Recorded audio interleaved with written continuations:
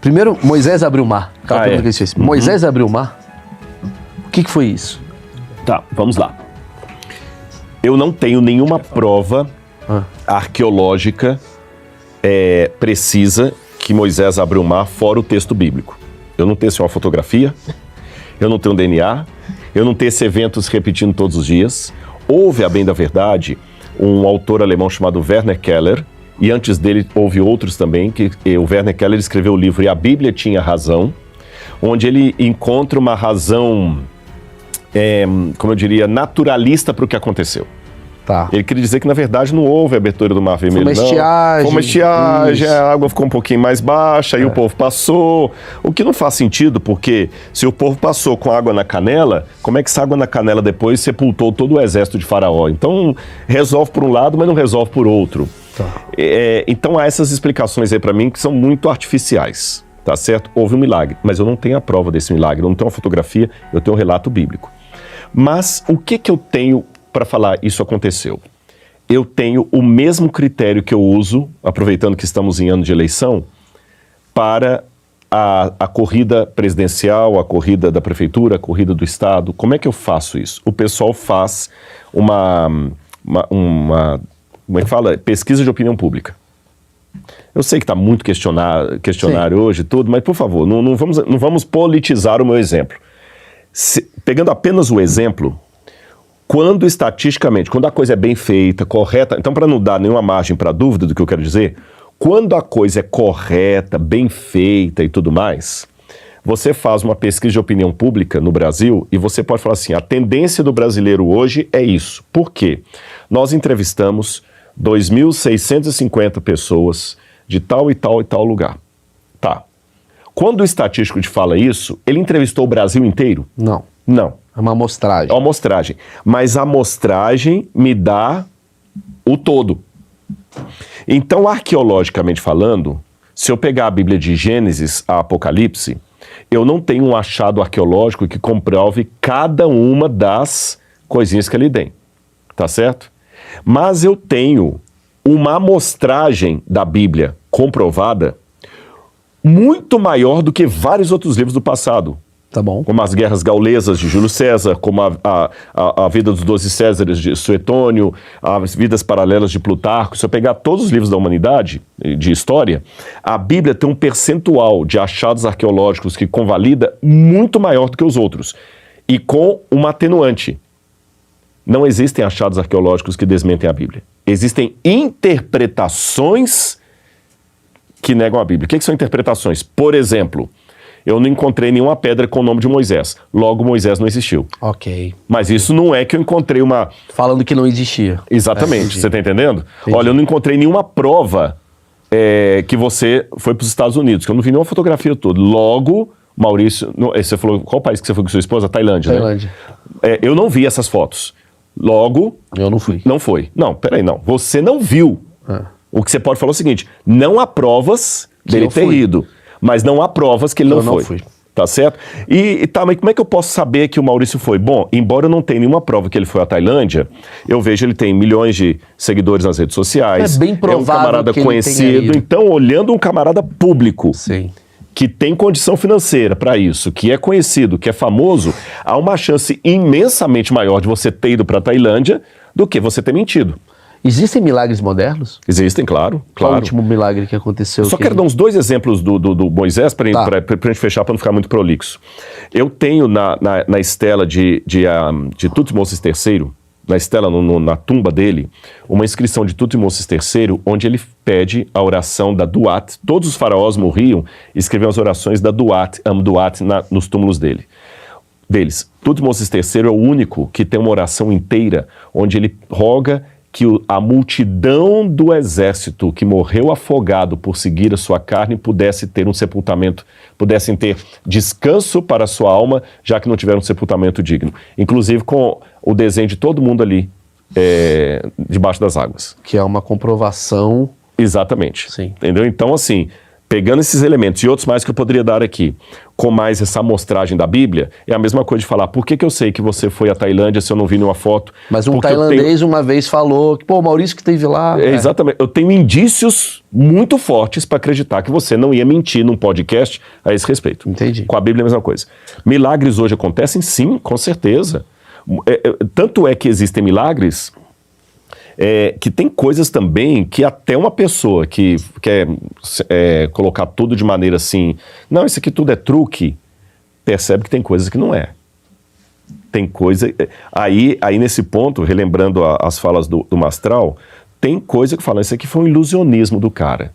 Mas tem coisa, por exemplo, que acontece em alguns países da África que não é ilusionismo. Não é ilusionismo. Você está entendendo? Por exemplo, a pessoa que realmente ele joga uma maldição pro outro, o outro cai morto no outro dia. Como é que é o nome do negócio que é o que o Batista falou aqui? Alambamento. Não, alambamento é outra coisa. Só ficar dançando. Não, que é coisa de você... Feitiçaria. Feitiçaria, pega. Tem muitos casos. Eu estive na África, em vários países. Isso é muito forte lá. Você está entendendo?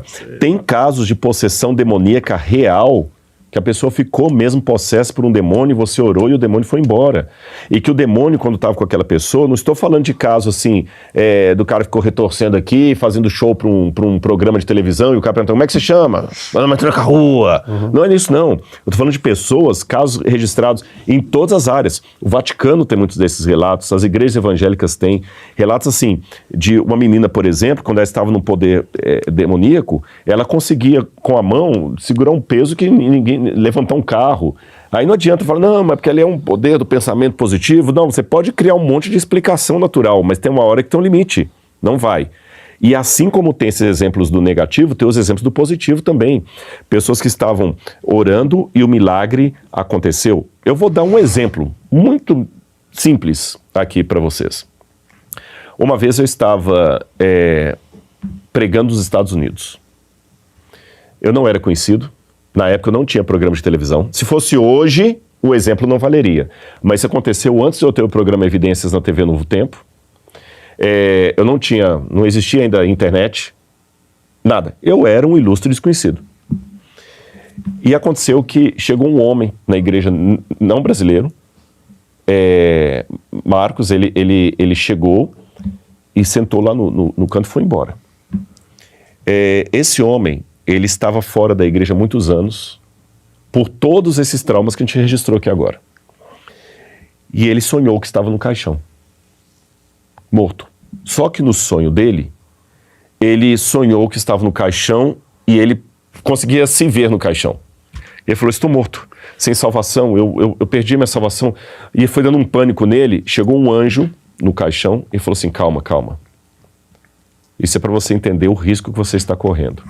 Procure uma igreja hoje e a primeira igreja que você vir, você vai entrar porque eu vou mandar um servo com essa mensagem para você. O anjo saiu, chegou a silhueta de alguém que ele não conseguia ver quem é e a pessoa começou a pregar. E ele escutou um trecho do sermão. Ele acordou com aquilo assustado. De noite ele pegou o carro e saiu. Era uma quinta-feira à noite em Washington. Não tem culto quinta-feira à noite na igreja adventista. Uau. Mas nesse dia eu estava pregando. Quando ele viu aberta a igreja, ele entrou. Sentou lá no fundo. A minha voz, eu tenho uma voz mais grave, ele veio a voz do sonho. Era o sermão do sonho. Na sexta-feira ele voltou, mas ele era duro, ele já estava cético. Não vou querer conversar com esse camarada não vou. Ele ouviu o sermão e foi embora. No sábado ele ia falar comigo. Quem até estava cantando na igreja nesse dia era a Síria Nascimento, que na época era casada com o Pelé. Quando ele foi conversar comigo, eu estava com a garganta muito ruim, aí o pessoal me tirou para me poupar a voz, ele não conseguiu falar comigo, ele falou, não era para conversar mesmo não. Aí quando ele conversou com a namorada dele, o cara falou assim, sabe onde é que eu fui essa semana? A igreja. Ela falou, você está brincando. Você foi à igreja? E ela queria que ele voltasse para a igreja, que ela também era ex-adventista, mas ele falou, nós vamos casar, namorar, mas eu não quero saber de igreja, eu odeio igreja. Ela falou, não, tudo bem.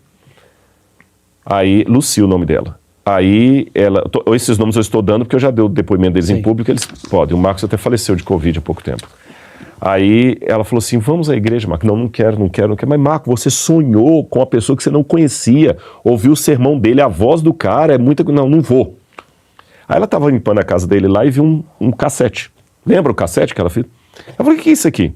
Ele falou, isso aqui quando eu saí da igreja há 18 anos, o pastor mandou essa fita pra mim e eu nunca assisti. Esse pastor já até morreu. Ela falou, vamos ouvir. Ela botou a fita. Na fita o pastor fazia um sermão do que estava acontecendo naquele tempo. 18 anos depois. O pastor falou assim, eu sei que você não vai ouvir esse áudio. Eu sei que na sua vida está passando isso. Descreveu tudo. Quando eu falo descreveu tudo, não é música de amor quando você está na fossa, que qualquer uma conta a sua história. Sabe, se você está na fossa, qualquer música do Roberto Carlos foi para você. Tô falando coisa certeira. Sim, não é coincidência. Você entendeu? Aquela viagem que você quis fazer com sua esposa, que foi... Eu estava ali. Ele assustou. Tem 18 anos que foi gravado. Marco, parece que foi gravado ontem. Muita informação. Vamos sábado a uma igreja? Vamos a uma igreja sábado? Vamos. Aí eles foram para Richmond, lá no estado da Virgínia. Quando entraram na igreja, falou, vou chegar na metade só para ouvir o sermão e sair. Ela falou, tudo bem. Gente, com milhares de igrejas nos Estados Unidos, ele foi com ela onde eu estava pregando. Resultado, batizei os dois, morreram firmes na fé. Eu podia passar mais 2 horas de podcast dando outros exemplos, mas eu tenho um livro chamado O Ceticismo da Fé. Porque às vezes é preciso duvidar para crer. Eu, Rodrigo Silva, não tenho fé o bastante para ser ateu, porque exemplos como este que aconteceram na minha vida, e eu tenho outros, esse aqui não é o único, nem o mais esplendoroso, eu falo o seguinte, não, desculpa, se não tem algo lá em cima, então me dê uma explicação racional. Porque isso que está acontecendo. Agora eu não aceito tirar meu tênis e me deixar descalço. Claro. Aproveitando falando assim em cima, o que é o céu e o que é o inferno? Eu sei que é uma resposta muito longa, mas assim, o que você acredita? Para onde vamos? Você falou do adventista, né, que você é do 7º dia, mas o que é? O céu, para mim, eu podia descrever da maneira mais poética e encantadora, o céu com ruas de ouro, palácios de cristal. Esses dias alguém colocou na internet, pediu a inteligência artificial para montar o céu de acordo com a Bíblia, coisa mais linda e tudo tal. Só que aquilo ali pode ser vazio. Pode ser vazio. Rua de ouro, tá. Ouro é legal enquanto você não tem. A hora que aquilo virar normal, rotina, você entendeu? É igual quando eu era criança, que um chicabon era um delícia dos deuses. Hoje que eu posso comer um picolé a qualquer momento, eu não vou ter um orgasmo assim que eu tive um chicabon. É normal. Então o céu também vai ficar normal. Então, para mim, o que define o céu é estar em íntima comunhão com Deus. Porque isso realmente você não enjoa. Mas isso dá para fazer em vida? Dá. Então, começar em vida. Tá. Mas é uma vida eterna? Esse céu e o inferno? É vida eterna. É uma vida eterna. E dá pra você... o inferno aí depende. Tem alguns que entendem o inferno como sendo algo eterno. Eu tenho a ideia hebraica de olam. Olam, que significa eternidade em hebraico, significa algo de consequências eternas. Você entendeu? Então eu abro margem, mas aqui nem todos os cristãos concordam comigo. Tá bom? Quero deixar isso bem claro. Há muitos que falam, no Rodrigo tá errado, porque muita gente pensa que o inferno vai ser Deus deixando a pessoa queimando por séculos, seculorum.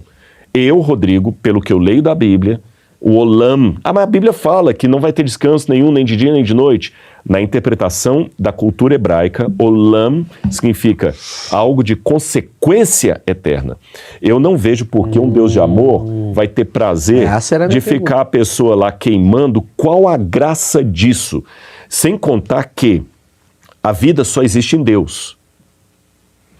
Quem está no inferno está em Deus ou não está em Deus? Não está em Deus. Não, ele está no inferno, então tá. Mas ele está queimando para sempre, então o diabo venceu. Porque se o diabo conseguir ter, por toda a eternidade, um grupo de pessoas queimando... Que é maior do que o do céu? Ele vai ter uma vingança permanente. Lógico. Maravilhoso esse ponto. Se 90% das pessoas estão indo para o inferno... Deus perdeu. Porque por toda a eternidade vai ter uma parte da criação sofrendo. Então Deus perdeu. Veja bem, é como se você tivesse um filho... que nunca sai da Cracolândia. Isso. Por toda a eternidade. Não, eu ponho ele na Cracolândia. Você põe na Cracolândia e deixa ele lá pra sempre. E você passa também que ele tá cadavérico. Desculpe. Cara, maravilhoso o que você falou. Eu respeito, que eu sei que muita gente vai me chamar de herege porque eu falei isso aqui. Mas eu não acredito que Deus vai deixar as pessoas queimarem. Rodrigo, tem uma senhora aí na internet que ela tem visão. E ela já me jogou pro inferno também, porque ela disse que foi o inferno e que o inferno vai lamber, que o diabo vai pegar o meu traseiro com fogo do inferno e tudo mais e tal. Gente, tudo bem, você quer acreditar de frente de mim? Tudo bem, eu falo com você, porque eu não tive tempo aqui de dissertar sobre isso. Biblicamente, eu não entendo que Deus vai manter as pessoas comendo no inferno. Agora, a vida eterna, essa será constantemente com Deus? E para fechar minha resposta aqui, eu digo, eu amo a Laura, minha esposa. É muito gostoso estar num hotel bom. É muito gostoso estar num bom resort, numa praia paradisíaca. Tá certo? Só que, se eu ficar constantemente naquela praia paradisíaca, ela vai deixar de ser paradisíaca. Porque tem hora que enche o saco. O Schopenhauer falava da vida uma oscilação entre a ânsia de ter e o tédio de possuir. Isso. Teve um desenho dos Simpsons, que o Bart, não sei se você já viu esse desenho, que o Bart, ele vai pro navio, eles ganham um cruzeiro, e ele não quer ir embora do cruzeiro. Aí ele põe uma fita lá, fingindo que teve um hecatombe, que só o pessoal do barco que sobreviveu, né? Aí vai ficando chato. O palhaço, tudo e tal, é um saco. Assiste esse desenho dos Simpsons. Então o céu, mesmo sendo o céu, uma hora vai ficar um saco. Agora, quando eu estou com a Laura, aí que é interessante. A praia paradisíaca fica gostosa. Entendi, matou. Que você tá com ela. Eu com a minha esposa. Exatamente. Tudo fica legal aí com ela. Eu saio com ela, eu vou pro shopping, que não é a praia paradisíaca, que também tá gostoso porque eu tô com ela. Aí você vai pro outro lugar, então com Deus, quando você tá com Ele, o céu vai constantemente sendo agradável, porque Ele está ali com Ele. Então, numa frase, céu é comunhão com Deus. Inferno é a ausência absoluta de Deus. Matamos. Que foi? Não, ela falou amém. Tá. Amém. Virou culto aqui já. Não, foi muito bom. Outro. Acho que tivemos Valeu, aqui gente. um excelente episódio. Que Mais isso, uma vez. obrigado, Rodrigo, eu vou viu? te chamar de novo em breve. Vai ser um Em breve, prazer, não. viu? Sempre quando você tiver livro, quiser trazer... Não é livro. Livro. É quando tiver livre. Livre também. Quando eu passa estiver no aqui, semi-aberto, não é livre. no semi-aberto eu venho Nem aqui. sexta, não. Eu gosto muito de você, eu vou te falar por quê. Eu acho que a gente está vivendo uma fase de pensamentos diversos, né? E independente da crença de qualquer pessoa, porque a gente estava falando de crença e eu acho que o que você traz para cá é um caminho muito bonito do amor. Eu acho isso muito interessante. Maurício falando de amor. Porque eu acho que, no fundo, tudo que a gente está falando é sobre amor. E não tem como não dar espaço para alguém que fala sobre um assunto que a gente mais precisa. Eu acho que a gente está muito carente desse tipo de assunto. Independente de você levar para Deus, um outro filósofo falar, sempre quando alguém tenta trazer alguma coisa que seja positiva para a sociedade, é muito interessante estar aqui, porque abre a nossa cabeça e quem sabe, sei lá, de quantas milhões de pessoas vão assistir isso, não necessariamente buscar só a igreja, mas buscar o seu autoconhecimento e a sua vontade de ser uma pessoa melhor. Isso para mim é fundamental. Isso para mim é uma utilidade pública que eu acho que você faz muito bem. Eu vou fazer questão de divulgar o seu livro e divulgar uma palavra legal, porque às vezes o cara que está assistindo aqui só precisava ouvir você. Isso para mim é fundamental. É assim que de alguma maneira eu colaboro. Eu faço piadas às vezes e de alguma maneira eu tento trazer pessoas que colaborem para a saúde mental, social das pessoas. Esse foi o Achismo. Se você chegou aqui pela primeira vez, a gente toda semana tem um tipo de discussão totalmente diferente. A ideia aqui é abordar temas distintos. Assista o do Thiago Santinelli, talvez você vai gostar também, que é um contraponto. O Daniel Mastral tem um outro assunto, talvez você possa gostar ou não gostar, mas a ideia aqui é sempre dar uma resposta à minha ignorância e à sua, tá bom? Muito obrigado, acho que esse vídeo merece um grande like, um grande compartilhamento para pessoas que precisam ouvir coisas positivas, porque a gente está precisando.